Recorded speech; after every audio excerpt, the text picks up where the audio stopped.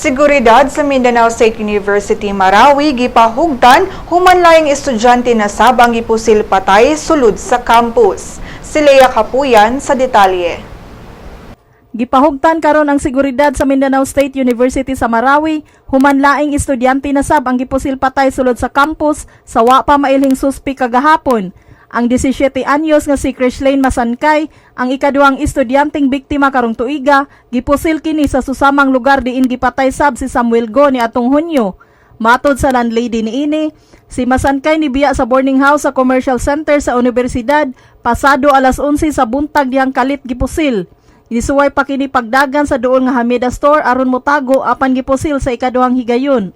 Gidala ang biktima sa Amay Pakpak Medical Center apan nakabsan sa iyang kinabuhi. Matod sa kapulisan nga nagpabiling wala pa mahibawi ang motibo sa pagpatay. Sigon sab sa landlady nga buutan nga bata si Masankay ug wala siya lailhang dunay kaaway. Kahinumdumang sa susamang lugar sab gipatay ang estudyanteng si Go kansang kaso ang wa pa sab moirog karon. Sigon pa sa usa ka post ni Bidili Anduhuyan sa Facebook nga hinaot unta nga mas mapalapdan pa sa MSU Marawi ang seguridad niini alang sa mga tinun-an. Lea Kapuyan, Sunstar, Pilipinas.